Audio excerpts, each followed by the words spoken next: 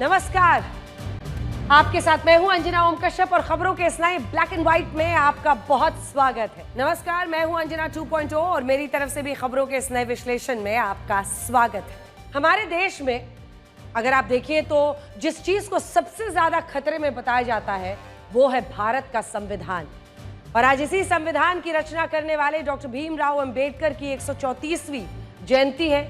मेरी AI version, क्या तुम हमारे दर्शकों को बता सकती हो कि डॉक्टर अंबेडकर कैसा भारत चाहते थे? बिल्कुल अंजना, डॉक्टर अंबेडकर एक ऐसा भारत चाहते थे जहां धर्म, जाति और वर्ग के आधार पर कोई भेदभाव ना हो। उन्होंने कहा था कि अगर हम आधुनिक विकसित भारत चाहते हैं तो सभी धर्मों को एक होना होगा। लेकिन अंजना सोचिए कि आज मुर्शिदाबाद की हिंसा को देखकर कहीं से भी ऐसा लगता है कि हमारे देश ने डॉक्टर अंबेडकर के विचारों को गहराई से समझा है। कड़वा सच यही है कि हमारे देश में डॉक्टर अंबेडकर के नाम पर वोट तो मांगे गए, लेकिन उनके असली विचारों को ज्यादातर नेताओं ने कभी समझा ही नहीं। आज मुर्शिदाबाद की हिंसा डॉक्टर अंबेडकर के उस भारत को ठेस पहुंचाती है जिसकी उन्होंने कभी कल्पना की थी। मुर्शिदाबाद में वक्फ कानून को लेकर हिंसा हुई जिसका हिंदुओं से कोई लेना देना ही नहीं था। ना तो इस कानून को लाने की मांग हिंदुओं ने की थी और ना ही हिंदुओं का वक्फ की संपत्तियों से कोई भी संबंध था। लेकिन इसके बावजूद मुर्शिदाबाद की हिंसा में हिंदुओं के मकानों को, उनकी दुकानों को निशाना बनाया गया और हालात ये हो गए कि कुछ हिंदुओं को मुर्शिदाबाद छोड़कर मालदा के लिए निकलना पड़ा। अब देखिए, खतरनाक बात यह है कि हिंसा करने वालों में 10 से 15 साल के छोटे छोटे बच्चे थे जिन्हें धर्म के नाम पर भड़काया गया था। आज हम इस हिंसा का एक ब्लैक एंड व्हाइट विश्लेषण करेंगे और आपको यह भी बताएंगे कि क्या पश्चिम बंगाल की राजनीति में मुर्शिदाबाद मुस्लिम तुष्टीकरण की नई प्रयोगशाला बनने वाला है। इसके बाद हम डॉक्टर भीमराव अंबेडकर की 134वीं जयंती पर यह बताएंगे कि हमारे देश के नेताओं ने उनके मूल विचारों को कितना समझा। डॉक्टर अंबेडकर ने एक बार कहा था कि मैं मूर्तियों में नहीं, किताबों में, और मुझे पूजने की नहीं बल्कि पढ़ने की जरूरत है। लेकिन हमारे देश में वोट पाने के लिए डॉक्टर अंबेडकर की मूर्तियां बनाई गई। उनके असली विचारों को आम लोगों तक पहुंचाने की कोशिश नहीं की गई और ना ही पहुंचने दिया गया। आज हम आपको ये भी बताएंगे कि डॉक्टर अंबेडकर भारत के समाज में आरक्षण को जरूरी क्यों मानते थे। और मेरी एआई वर्जन, आज तुम कौन सी खबर बताने वाली हो? अंजना, आज मैं उन लोगों के लिए एक विश्लेषण दिखाऊंगी जो देर रात तक जागते रहते हैं। मुझ पर जागने, सोने, भूख, थकान जैसी जो आप लोगों की इंसानी आदतें हैं और जरूरतों का कोई फर्क नहीं पड़ता, क्योंकि मैं हमेशा जाग सकती हूं। लेकिन एक नई स्टडी के मुताबिक जो लोग देर रात तक जागते हैं उनकी उम्र ऐसे लोगों के मुकाबले 10% कम हो सकती है जो अच्छी यानी पर्याप्त नींद लेते हैं। आज हम सबसे पहले वक्फ के मुद्दे पर सुलगते पश्चिम बंगाल की बात करेंगे। मुद्दा चाहे कोई भी हो, पश्चिम बंगाल में अक्सर हिंदू ही निशाने पर होते हैं। रामनवमी का जुलूस हो तो पथराव हो जाएगा, दुर्गा पूजा पंडाल सजेगा तो उसमें तोड़फोड़ की जाएगी। अब आप वक्फ कानून का मामला ही देख लीजिए। इसका हिंदू धर्म से कोई लेना देना ही नहीं है और ना ही किसी आम हिंदू ने इसको लेकर कोई भी बयानबाजी की है। बावजूद इसके विरोध प्रदर्शन के नाम पर मुर्शिदाबाद में उपद्रवियों ने हिंदुओं को ही निशाना बनाया। अब देखिए, उपद्रवियों की भीड़ ने हिंदुओं के घरों और दुकानों को टारगेट किया है। हालात यह है कि दंगाइयों के डर से मुर्शिदाबाद से सैकड़ों एक के बाद एक जो हिंदू परिवार हैं वो पलायन के लिए मजबूर हो गए हैं। सोचिए, अगर अपने ही देश में हिंदू परिवारों को इस तरह से मुस्लिम भीड़ के डर से अपना घर छोड़ना पड़ा, इस पर ना विपक्ष कुछ बोल रहा है ना पश्चिम बंगाल सरकार। वक्फ कानून के विरोध में सबसे हिंसक प्रदर्शन मुर्शिदाबाद में ही हुए हैं और इस हिंसा में अब तक 3 लोगों के मारे जाने की खबर है। इसीलिए हालात को काबू में करने के लिए केंद्रीय बलों की 17 कंपनीज को यहां पर तैनात करना पड़ा है। ये बात सभी को हैरान कर रही है कि उपद्रवी आखिर चुन चुनकर हिंदू घरों में न सिर्फ लूटपाट कर रहे हैं बल्कि हिंदू क्षेत्रों में जो मौजूद पानी की टंकियां हैं पानी की टंकी में जहर मिलाया जा रहा है। अब देखिए, सवाल यह है कि क्या वक्फ कानून के विरोध के नाम पर हिंदुओं के नरसंहार की तैयारी हो रही थी? यह सवाल उन सभी हिंदुओं को परेशान कर रहा है जो पिछले कई सालों से मुर्शिदाबाद में मुस्लिम परिवारों के साथ मिलजुल कर रह रहे थे। अब हम वक्फ कानून के विरोध के नाम पर मचे उपद्रव की कुछ तस्वीरें दिखाते हैं। ये तस्वीरें देखिए आपने। पश्चिम बंगाल में मुर्शिदाबाद एक मुस्लिम बहुल क्षेत्र है जहां 66% आबादी मुसलमानों की है और करीब 33% आबादी हिंदुओं की है। सोचने वाली बात यह है कि मुर्शिदाबाद की 33% हिंदू आबादी को पहली बार टारगेट नहीं किया गया है, कई बार ऐसा हो चुका है। वक्फ कानून का विरोध हो सिर्फ एक नया बहाना है ये, क्योंकि मुर्शिदाबाद में हिंदुओं को टारगेट करने के कई मामले पहले भी सामने आ चुके हैं। हम एक एक करके आपको बताते हैं। अप्रैल 2024 जब रामनवमी के दिन मुर्शिदाबाद में, ये देखिए, बड़े पैमाने पर हिंसा हुई थी। इस दिन रामनवमी के जुलूस पर कट्टरपंथियों की भीड़ ने पथराव कर दिया था, जिसके बाद हंगामा खड़ा हो गया। इस हिंसा के बाद सरकार पर सवाल खड़े होने लगे थे, क्योंकि इस दौरान आचार संहिता लगी हुई थी और बड़ी संख्या में जो सुरक्षा बल है उनकी तैनाती भी वहां पर थी। फिर भी हिंसा नहीं रुकी, उसके बावजूद हिंसा हुई थी। फिर आइए जून 2024 में इस्लामिक कट्टरपंथियों ने ईद के दिन मुर्शिदाबाद में एक हिंदू गांव पर हमला कर दिया। और वजह जानिए, वजह क्या थी? इस गांव के एक जमीन मालिक ने अपनी जमीन पर गाय काटने का बस विरोध किया था। इस विरोध के बाद बड़ी संख्या में हथियारबंद मुस्लिम भीड़ ने पूरे गांव पर एक साथ हमला कर दिया। फिर नवंबर 2024 यहां दुर्गा पूजा पंडाल पर बड़ा हमला हुआ। इस हमले में मुस्लिम भीड़ ने पूजा पंडाल में तोड़फोड़ की थी, जिसके बाद हिंसा फैल गई और उपद्रवियों ने हिंदुओं के कई घर हो, दुकानें हो, सब जला दी। इस हिंसा में 50 से ज्यादा लोग गंभीर रूप से उस वक्त घायल हो गए। अक्टूबर 2023 में भी मुर्शिदाबाद के कांडी में दुर्गा पूजा का आयोजन किया जाना था, लेकिन मुस्लिम समुदाय का विरोध हुआ और उसके बाद हंगामा शुरू हो गया। अब कल्पना कीजिए, पश्चिम बंगाल में सांप्रदायिक हिंसा के कई मामले सामने आते हैं, लेकिन राज्य सरकार हिंदू त्योहारों को लेकर हो या हिंदू समुदाय पर होने वाले जो हमले हैं उनको सांप्रदायिक हिंसा मानती ही नहीं है। ये डेटा सबसे दिलचस्प है। अब देखिए, एनसीआरबी का डेटा कहता है वर्ष 2022 में सांप्रदायिक हिंसा के जो मामले हैं पश्चिम बंगाल में, वो देश का सबसे शांत प्रदेश था। यहां पर सांप्रदायिक हिंसा की एक भी घटना नहीं हुई, जबकि पूरे देश में कितनी घटनाएं हुई? 272। अब एक आरडीआई के जवाब में पश्चिम बंगाल सरकार ने बताया कि जनवरी 2021 से जून 2022 तक राज्य में सांप्रदायिक हिंसा की 65 घटनाएं हुई थी। अब आप सोचिए कि सरकारी आंकड़ों में कितना अंतर है। इससे एक बात और पता चलती है कि राज्य में सांप्रदायिक हिंसा के मामले कम रिपोर्ट होते हैं, क्योंकि ऐसा नहीं है कि घटनाएं नहीं होती। कुछ उदाहरण आपको बताते हैं। अक्टूबर 2024 में पश्चिम बंगाल के कई जिलों में दुर्गा पूजा मंडपों पर एक के बाद हमले हुए।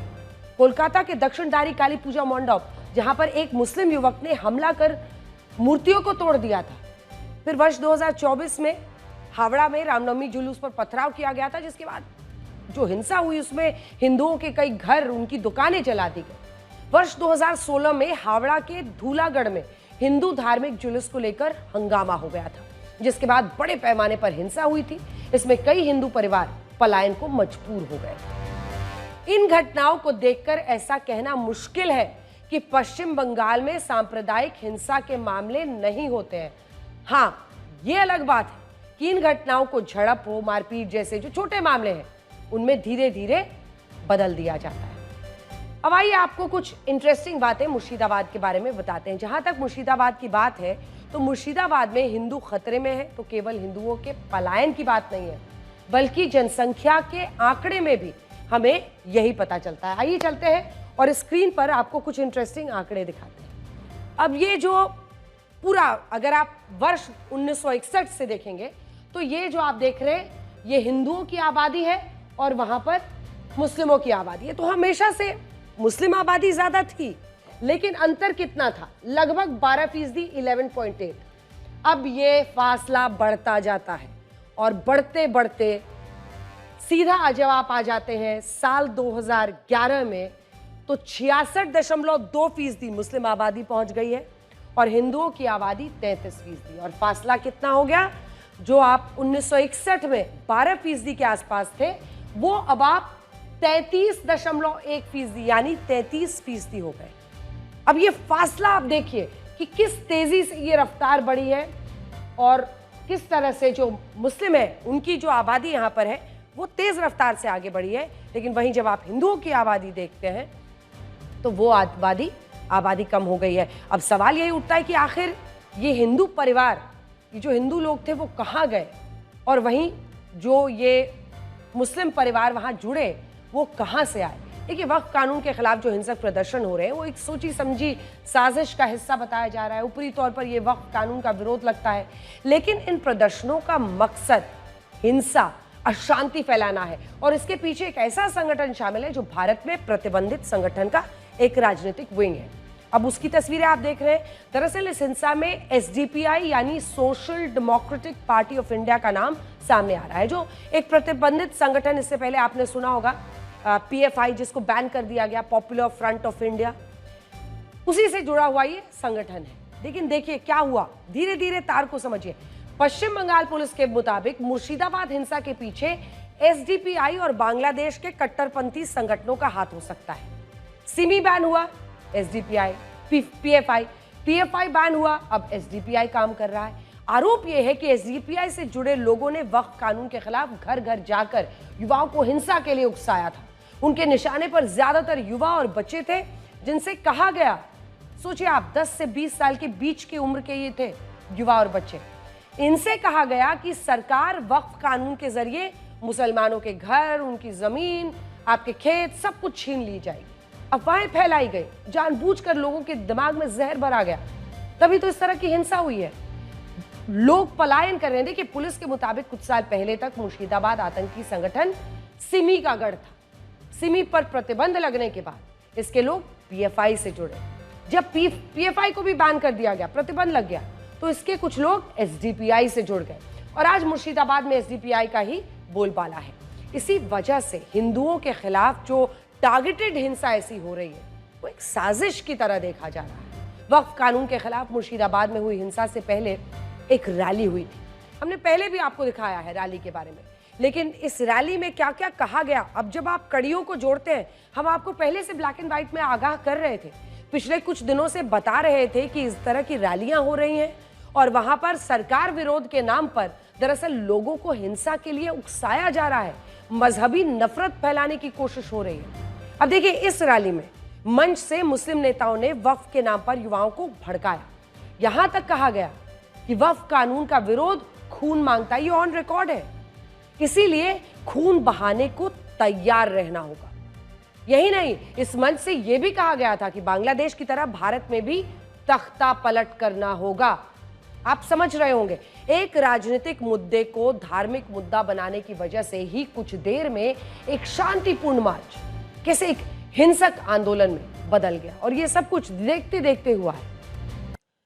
जिस रैली में मुस्लिम युवाओं को हिंसा के लिए उकसाया गया था, उसका आयोजन इमाम मोइजिन एसोसिएशन ने किया था। इस संगठन को एसडीपीआई का पूरा समर्थन हासिल था और तभी यह सब कुछ घटा है।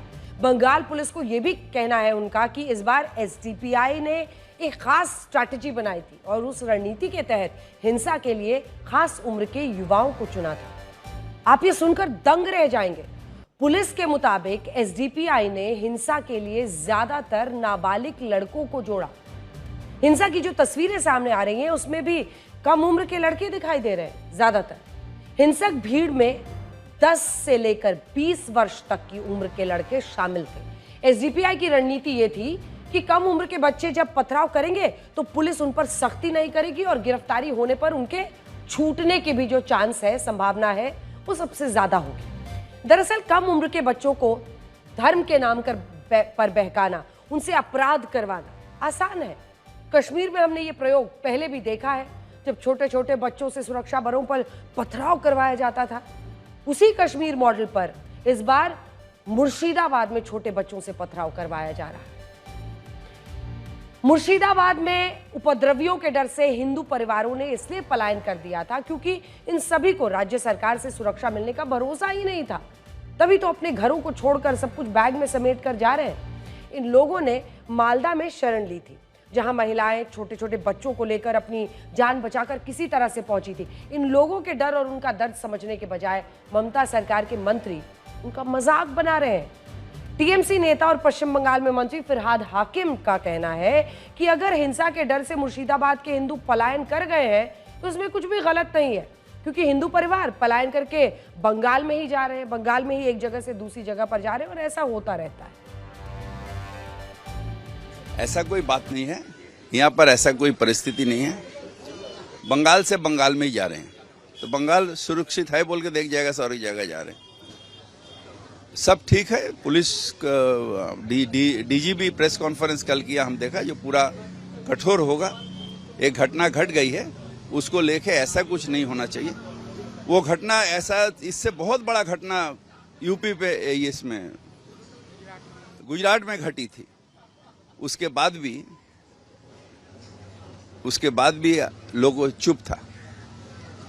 आज ऐसा क्या घटना जो हुआ निंदनीय है, निंदनीय है, जो भी किया वो निंदनीय किया।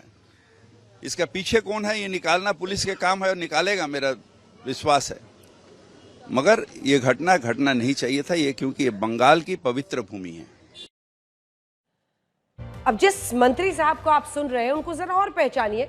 फिरहाद हाकिम पहले भी इस तरह के विवादित बयान दे चुके हैं, एक एक करके आपको दिखाते हैं। वर्ष 2016 फिरहाद हाकिम ने कोलकाता के एक मुस्लिम बहुल इलाके को मिनी पाकिस्तान बताकर खूब खुशी का इजहार किया।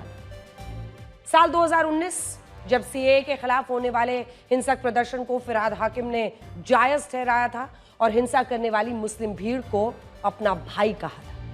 मई 2024 जब फिरहाद हाकिम ने हिंदुओं को भागीरथ नदी में फेंकने की धमकी तक दे डाली थी। आप देखिए, ये मंत्री हैं और उन्होंने हिंदुओं को डराते हुए कहा था कि मुर्शिदाबाद में केवल 30% हिंदू हैं, मुसलमान तो 70% है।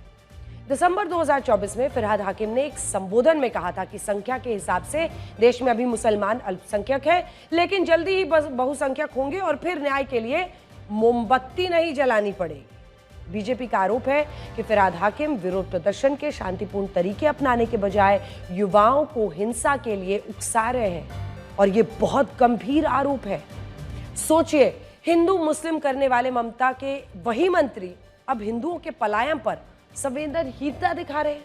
हम आपको हिंदू परिवार के पलायन पर अपनी एक रिपोर्ट दिखाते हैं। ये रिपोर्ट पश्चिम बंगाल सरकार में शामिल उन लोगों को भी देखनी चाहिए जो इस हिंसा की गंभीरता को नकार रहे हैं, हिंदू परिवारों का दर्द समझ ही नहीं पा रहे।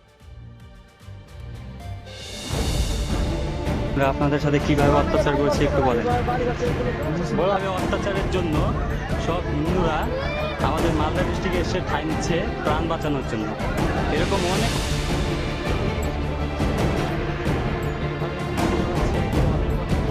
প্রাণ বাঁচানোর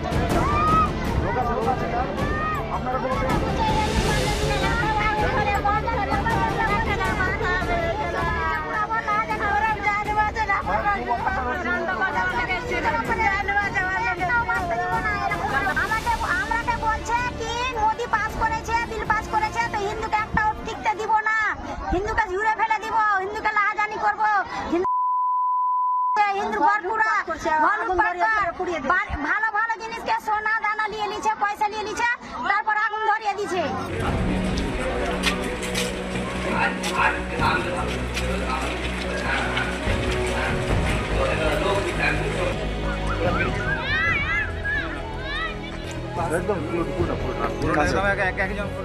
इस वक्त हम लोग धुलियान इलाके में हैं और यहाँ पर जो स्थानीय लोग हैं वो अभी भी सुरक्षित महसूस नहीं कर रहे हैं। एक आतंक का पर्याय यहाँ पर बना हुआ है। काफी संख्या में फोर्स है, लेकिन इनकी क्या स्थिति है वो बात करेंगे। आपका नाम बताएं। मेरा नाम तन्मय सिंह। अभी क्या स्थिति है? फोर्स तो काफी है। फोर्स है, पैनिक अटैक चल रहा है मन में, लेकिन अभी थोड़ा बहुत शांत है। स्थिति जो है स्थिर है, कोई अभी दिक्कत में फोर्स है, इसीलिए कोई दिक्कत नहीं हो रहा है। अभी कल चला जाएगा फोर्स, परसों चला जाएगा, तब क्या होगा हम लोगों को पता नहीं है। यहाँ के लोगों का के मन में अभी भी आतंक है और चाह रहे हैं कि यहाँ पर कोई स्थायी सीआरपीएफ कैंप रखा जाए। क्या आपकी यही चाह रहे हैं? हाँ, तो यही होना चाहिए ना। ठीक है, यहाँ से तो बाहर का आदमी आता है ऐसे करता है, लोकल आदमी तो ऐसा नहीं करेगा।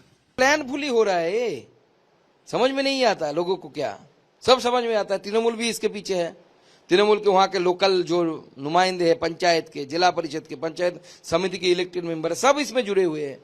इनका टारगेट है मुर्शिदाबाद को हिंदू जीरो हिंदू बनाना है, हिंदू शून्य करना है मुर्शिदाबाद को।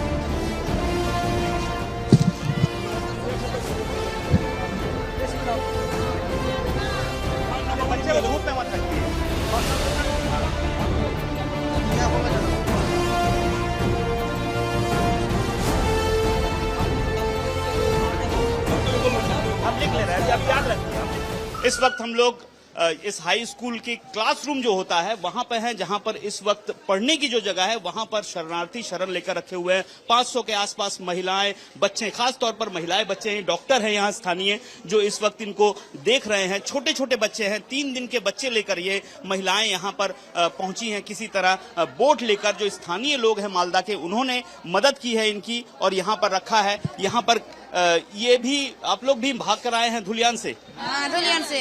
जल टंकी पानी में बीज दुआ है, गुलाब बीज दुआ है। अगर हम पानी जो तो पीकर हम मर जाएंगे तो हम कैसे रहेंगे? अब पानी तो हमारा जीवन है, पानी पिएंगे तो हम तो मर जाएंगे। इसलिए हम जान बचाकर घर तो लूटपाट कर लिया, घर जला दिया। जात सब परिवार का जात था वो सब लूट लिया। इनका जो कहना है कि इन पर तरह तरह के वहाँ पर ऐसी हरकतें हो रही हैं जिसकी वजह से यहाँ पलायन करना पड़ा है। खास तौर पर जो हमला कर रहे हैं उनकी उम्र बहुत कम है, 13, 14, 15 साल, 17 साल, 18 साल, ऐसी उम्र के जो लड़के हैं, बच्चे हैं, वो ये सब हरकत कर रहे हैं और जिसकी वजह से लगभग 500 यहाँ पर लोग हैं। खास तौर पर ज्यादातर महिलाएं और छोटे छोटे बच्चे हैं यहाँ पर, ये लोग शरण लिए हुए हैं। लेकिन आखिर इनका भविष्य क्या है? क्या ये वापस जा पाएंगे? और जा भी पाएंगे तो कितना सुरक्षित रह पाएंगे? ये भी सवाल बहुत जरूरी हो चुका है। आज एक्सोडस हो रहा है मुर्शिदाबाद डिस्ट्रिक्ट से। हिंदू लोग वहां पलायन कर रहे हैं अपने बच्चों को लेकर, बीबी को लेकर। कारण क्या है? पुलिस प्रोटेक्शन नहीं दे रहे हैं, पुलिस अपने जान बचाने के लिए भाग रहे हैं। कोर्ट का ऑर्डर का कैसा कंप्लाई हो रहा है? पहले से ही तो बीएसएफ पहुंच गए थे। अगर बीएसएफ को उचित समय में काम में लगाया गया होता तो कोई बाप बेटा जो हिंदू है ना, उसको ऐसे देहांत नहीं होता। इसके लिए पूरा रिस्पॉन्सिबल पुलिस एंड एडमिनिस्ट्रेशन है।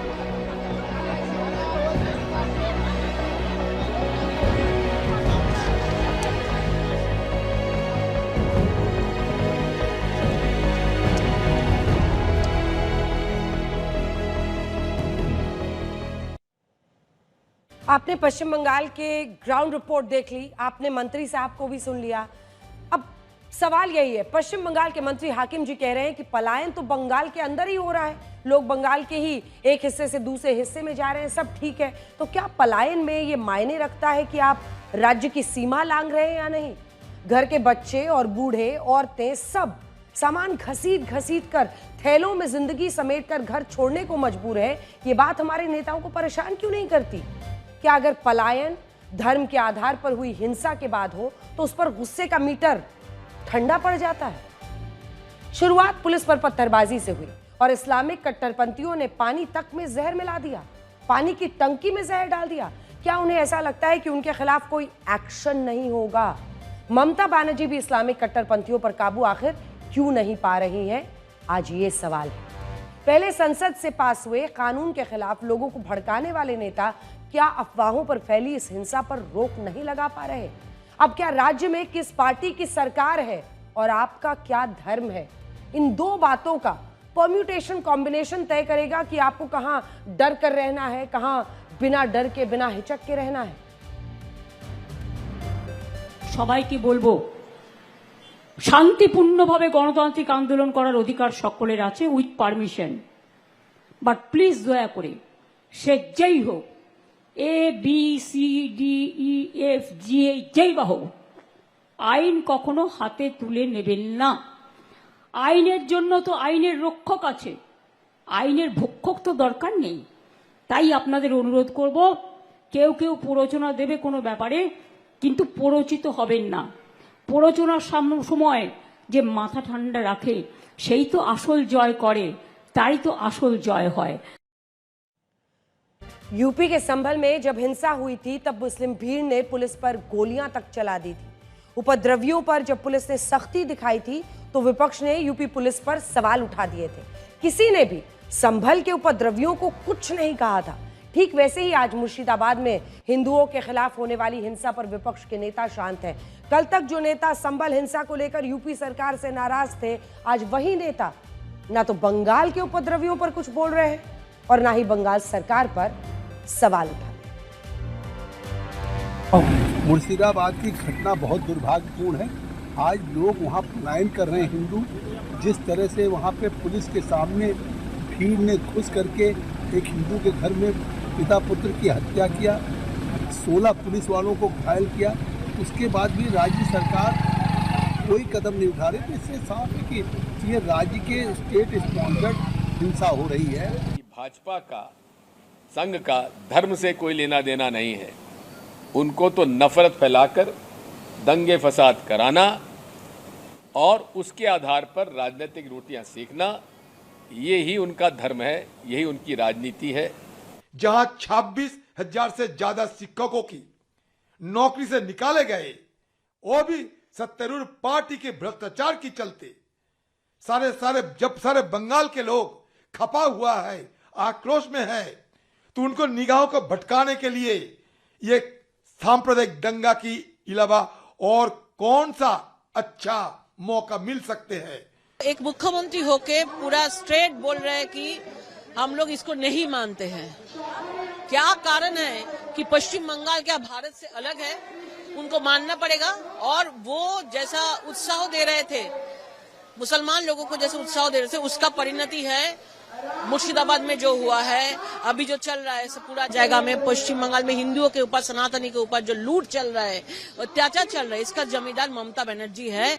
Despite repeated requests from the villagers, for 4 to 5 hours, police allowed the rioters to do this mayhem, and this is the sign in entire village is there: destruction, burning, looting. But there's no police, not even fire brigade. The villagers, they themselves doused the fire. Now the first question is, why police did not come? And police minister must have to answer it. Murshidabad में मुस्लिम और हिंदू समुदाय के बीच जो नफरत दिखाई देती है, उसका संबंध देश के बंटवारे से जुड़ा हुआ है। बंटवारे के समय भी मुर्शिदाबाद एक मुस्लिम बहुल इलाका था और तब ये तय किया गया था कि इसे ईस्ट पाकिस्तान को दे दिया जाए। लेकिन उस वक्त कांग्रेस नेता अतुल्य घोष और कुछ उद्योगपतियों के दखल के बाद मुर्शिदाबाद को भारत में ही रहने दिया गया। एक वो दिन था, एक आज का दिन है। मुर्शिदाबाद में मुस्लिम और हिंदुओं के बीच नफरत की एक अदृश्य दीवार दिखाई देती है। अभी तो वक्फ कानून आया है जिसको लेकर जबरदस्त बवाल आपने देखा। सोचिए, यूनिफॉर्म सिविल कोड जब आएगा तब क्या होगा। यह सवाल इसलिए उठा है क्योंकि प्रधानमंत्री नरेंद्र मोदी ने हिसार में वक्फ और समान नागरिक संहिता को लेकर केंद्र सरकार के नए एजेंडे की एक झलक दिखाई है। उन्होंने कहा कि वक्फ के नाम पर लाखों हेक्टेयर जमीन पूरे देश में मौजूद है और इस जमीन से बेसहारा मुस्लिम महिलाओं को, बच्चों का भला होना चाहिए था, लेकिन ऐसा नहीं हो रहा है। उन्होंने कहा कि अगर वक्फ की जमीनों का इस्तेमाल ईमानदारी से होता तो मुसलमान नौजवानों को साइकिल के पंक्चर बनाकर जिंदगी नहीं गुजारनी पड़ती। पहली बार प्रधानमंत्री मोदी ने वक्फ को लेकर इस तरह का सख्त बयान दिया है। और सिर्फ यही नहीं, प्रधानमंत्री मोदी ने वक्फ कानून के बाद समान नागरिक संहिता को लेकर जो कुछ कहा है, उससे अंदाजा लगाया जा रहा है कि केंद्र सरकार का अगला एजेंडा देश में समान नागरिक संहिता को लाना है। प्रधानमंत्री मोदी ने यूसीसी को देश के सभी नागरिकों की जरूरत बताया। कहा कि इसे धर्मनिरपेक्ष नागरिक संहिता कहा जाना चाहिए।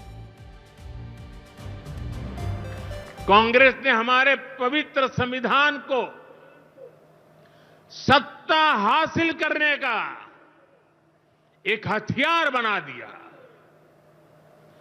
जब जब कांग्रेस को सत्ता का संकट दिखा, उन्होंने संविधान को कुचल दिया। कांग्रेस ने आपातकाल में संविधान की स्पिरिट को कुचला ताकि जैसे तैसे सत्ता बनी रहे। संविधान की भावना है कि सबके लिए एक जैसी नागरिक संहिता हो, जिसे मैं कहता हूं सेक्युलर सिविल कोड। लेकिन कांग्रेस ने इसे कभी लागू नहीं किया। उत्तराखंड में भाजपा सरकार आने के बाद सेक्युलर सिविल कोड, समान नागरिकता संहिता ये लागू हुई, डंकी की चोट पर लागू हुई। और देश का दुर्भाग्य देखिए, संविधान को जेब में लेकर के बैठे हुए लोग, संविधान पर बैठ गए हुए लोग, ये कांग्रेस के लोग उसका भी विरोध कर रहे हैं।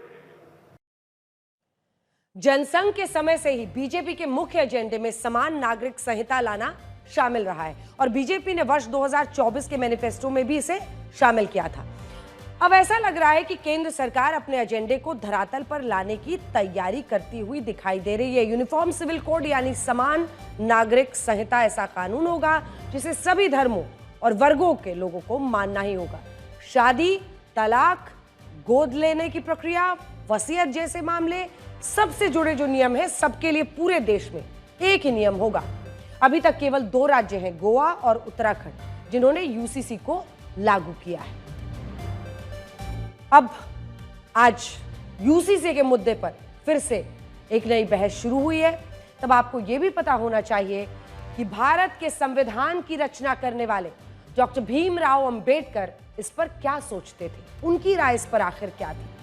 आज डॉक्टर अंबेडकर की 134वीं जयंती है और उनके विचारों पर बात करने के लिए इससे अच्छा दिन कोई नहीं हो सकता है। और इसीलिए आज उनकी चर्चा, क्योंकि 1947 की आजादी के बाद जब भारत का संविधान बनाने के लिए मंथन हो रहा था, तब संविधान सभा की बहस में डॉक्टर अंबेडकर ने एक देश एक कानून का समर्थन किया था।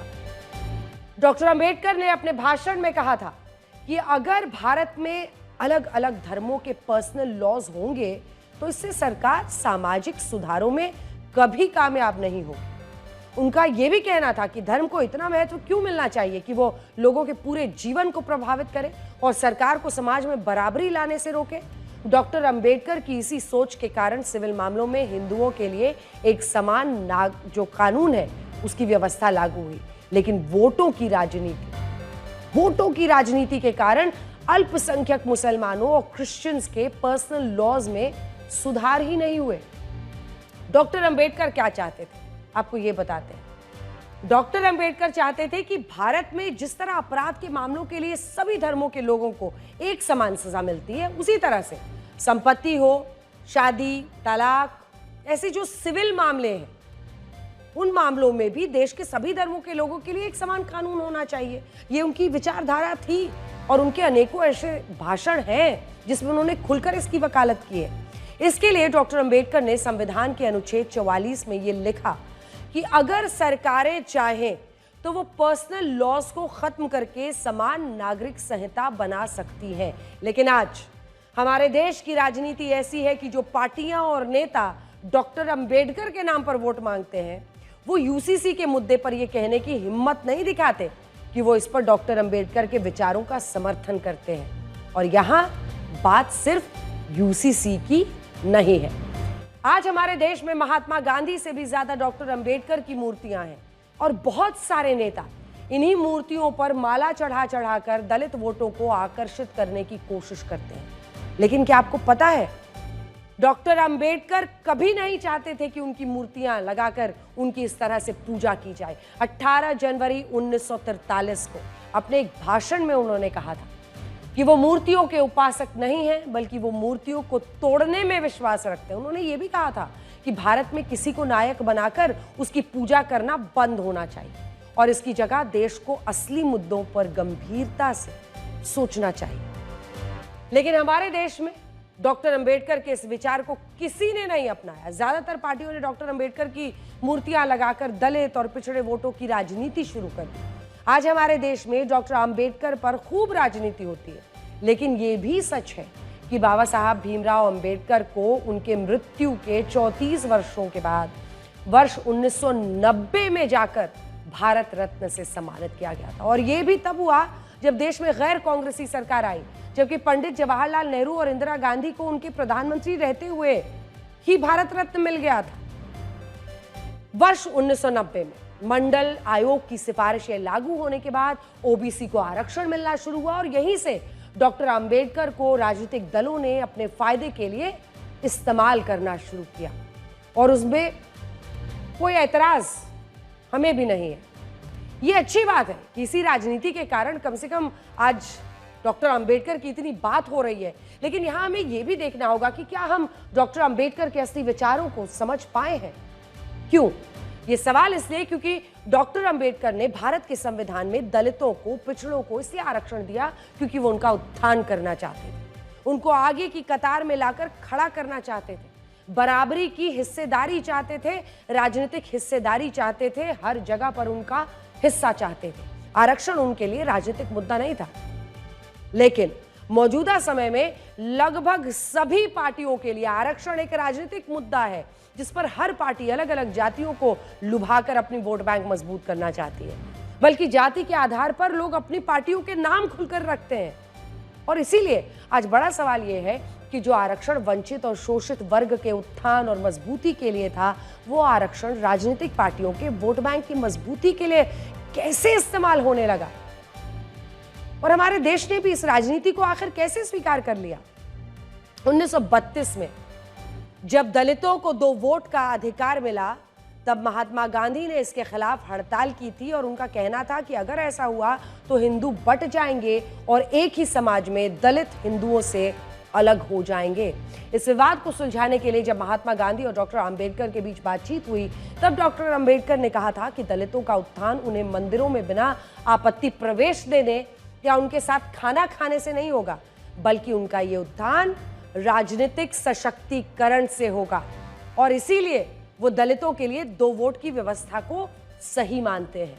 हालांकि महात्मा गांधी इसके खिलाफ थे और बाद में उनकी हड़ताल के कारण डॉक्टर अंबेडकर को उनसे समझौता करना पड़ा, जिसे पूना पैक्ट कहा जाता है। हमारे देश में एक और बहुत बड़ा मुद्दा है अभिव्यक्ति की आजादी के नाम पर होने वाले विरोध प्रदर्शनों का, और मुर्शिदाबाद में भी यही हुआ है। लेकिन क्या आपको पता है, डॉक्टर अंबेडकर ने कहा था कि आजादी के बाद भी अगर लोग सड़कों को घेरकर विरोध प्रदर्शन, हड़ताल, सत्याग्रह करते हैं तो इससे लोकतंत्र का कोई महत्व नहीं रहेगा। और लोगों को यह समझना होगा कि अब भारत में अंग्रेजों की सरकार नहीं है, और अगर उन्हें किसी चीज से आपत्ति है, उसका समाधान लोकतंत्र में बातचीत से निकलना चाहिए, ना कि विरोध प्रदर्शन से, जिसकी वजह से लोगों को दिक्कत हो। लेकिन आज हमारे देश में बात बात पर विरोध प्रदर्शन की परंपरा है।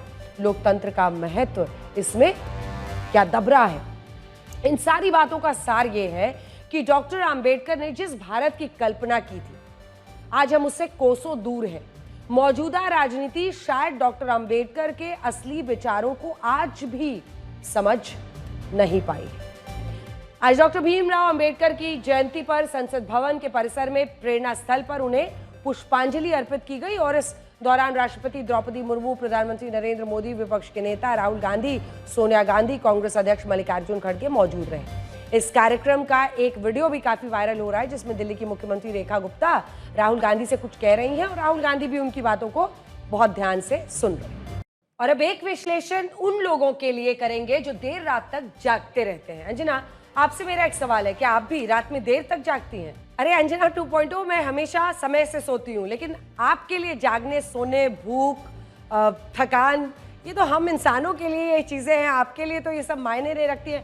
फिर ये सवाल आप क्यों पूछ रही हैं? बिल्कुल अंजना, मैं हमेशा जाग सकती हूँ, लेकिन ये खबर हमारे उन तमाम दर्शकों के लिए है जिनकी रातों की नींद उड़ जाती है। अगर वो ये विश्लेषण देखेंगे तो उनका दिन का चैन भी छिन जाएगा, क्योंकि देर रात तक जागना उनके लिए बड़ी मुसीबत बन सकता है।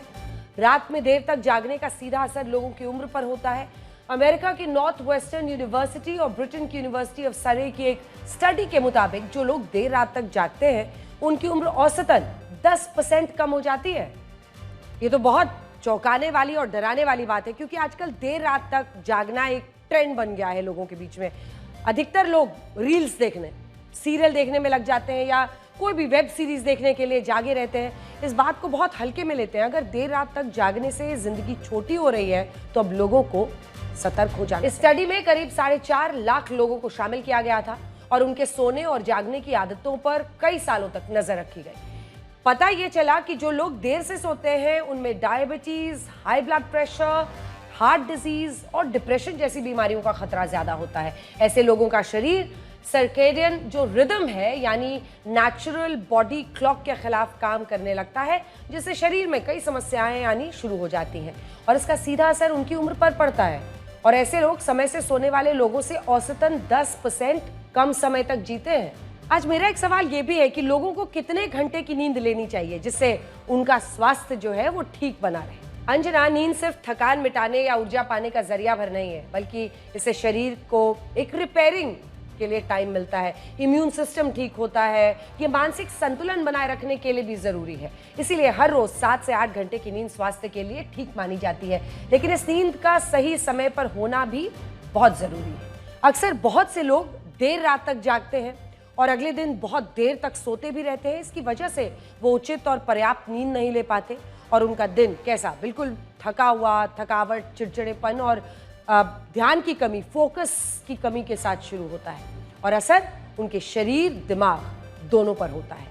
इसीलिए अगर आप लंबी उम्र और स्वस्थ जीवन चाहते हैं तो अपने सोने की आदतों को जरा ठीक कीजिए, ध्यान दीजिए। अगर आप देर तक जागते रहते हैं तो जल्दी से मोबाइल फोन, टेलीविजन से दूर हो जाइए, समय से सोइए, नहीं तो देर रात तक जागना आपके लिए मुसीबत बन जाएगा। अब एक दिलचस्प खबर आपको बताते हैं। आज लोग छुट्टियों पर घूमने के बारे में सोचते हैं तो उन्हें हिल स्टेशंस, कई बार आप सोचते हैं, कई लोग बीच पसंद करते हैं, बीच हो या ज़्यादा से ज़्यादा यूरोप के शहर याद आते हैं। लेकिन आज हम आपको स्पेस टूरिज्म के बारे में बताएंगे। अमेरिका के मशहूर अरबपति जेफ बेजोस की कंपनी ब्लू ओरिजिन ने 6 फीमेल सेलिब्रिटीज, यानी महिला जो सेलिब्रिटीज हैं, उनको आज अंतरिक्ष में भेजा और ये यात्रा कुल 11 मिनट की थी। ये रॉकेट करीब 105 किलोमीटर की ऊंचाई तक गया। यहाँ यात्रियों को कुछ मिनटों के लिए बिना ग्रेविटी का अनुभव मिला और उस उड़ान में कोई पायलट नहीं था। अब आप सोचिए किस तरह का एडवेंचर रहा हो। अंतरिक्ष में जाने वाली 6 महिलाओं में अमेरिका की मशहूर सिंगर केटी पेरी और जेफ बेजोस की मंगेतर लॉरेन सैंचेज, जर्नलिस्ट गैल किंग, नासा की पूर्व रॉकेट साइंटिस्ट आयशा बावे, रिसर्च साइंटिस्ट अमांडा न्यूगन और फिल्म मेकर कैरन फ्लिन शामिल थी। तस्वीरें देखिए। साल 1963 के बाद पहली बार ऐसा हुआ है महिलाओं का मिशन अंतरिक्ष में गया। इससे पहले 62 साल पहले सोवियत यूनियन का सिंगल महिला क्रू अंतरिक्ष में गया था। ये उड़ान अंतरिक्ष पर्यटन की उस नई लहर का हिस्सा है जहां अब अमीर और मशहूर लोग आसानी से अंतरिक्ष की सैर कर सकते हैं। तो आज के लिए ब्लैक एंड व्हाइट में इतना ही। अब आपसे हमारी अगली मुलाकात होगी कल रात 9 बजे और ब्लैक एंड व्हाइट का नया अंदाज आपको कैसा लगा हमें ईमेल करते रहिए blackandwhite@aajtak.com पर। और आप मेरे बारे में भी अपनी राय दे सकते हैं। और अब कुछ मेल्स आई हैं, 300-400 मेल्स, जिसके बारे में हम अपने दर्शकों को जरा बताना चाहते हैं, बल्कि उनके नाम भी लेते हैं क्योंकि उन्होंने ये मेहनत की है।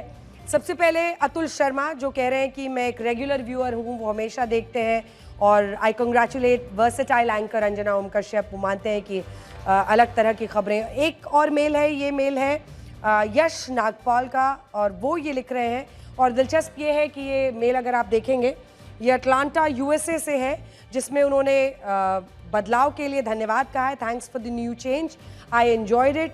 और वो खुश हैं, वो कह रहे हैं कीप इट अप, और उन्होंने प्रशंसा की है। एक और मेल आपको पढ़ के सुनाती हूँ, 3-4 मेल बस दिखाएंगे। एक मेल है ये इशिता जे, आज तक व्यूअर, मुंबई से लिख रही हैं। ये उनका मेल है, ये वाला। इन्होंने काफ़ी लंबा लव लेटर लिखा है और वो लिख रही हैं पर्सनली लाइक अंजना ओम कश्यप बेटा। वो पूरे उन्होंने शो के बारे में लिखा है, फोर्सफुली, टैक्टफुली, कई चीज़ें, कई उन्होंने अपनी तरफ से सजेशंस भी दिए हैं। तो बहुत बहुत धन्यवाद आप लोगों का, इतने प्यार से आप लोग ये मेल्स निकाल रहे हैं और हमारे दर्शक दिखा रहे हैं। मध्य प्रदेश के रायसेन में देखिए, अजय राय ने लिखा है कि अंजना जी, मैं, और ये हिंदी में उन्होंने लिखा है, मैं और मेरा पूरा परिवार आपका शो हर रोज रात को 9 बजे इंतजार करते हैं। हमें आपका विश्लेषण अच्छा लग रहा है। दिल्ली में हमें एक शख्स का ईमेल आया है जो ये लिखते हैं कि उन्होंने पिछले हफ्ते ब्लैक एंड वाइट का एक भी एपिसोड मिस नहीं किया है। और ये आखिरी में हरियाणा के एक शख्स हैं जिन्होंने लिखा है, देश के कई बड़े मुद्दों पर हमारा विश्लेषण देखने से उन्हें स्पष्टता मिलती है। तो आप लोग अपना प्यार यूं ही बनाकर रखिए, और जब जब ये मेल्स का अंबार हाथ में आता है तो खुशी होती है कि आपसे जुड़े हुए विषयों पर, जिसका सीधा वास्ता आपकी ज़िंदगी से है, ब्लैक एंड वाइट के तमाम ऐसे वीडियोस हर जगह सोशल मीडिया पर भी वायरल हो रहे हैं। तो आपका बहुत योगदान के लिए धन्यवाद, और अपने मेल्स, अपने सुझाव भेजते रहिए। पहले के ज़माने में सांप इच्छाधारी होते थे, लेकिन आज के ज़माने में इंसान इच्छाधारी हो गए हैं। मतलब पूरा होते ही अपना रंग बदल लेते हैं।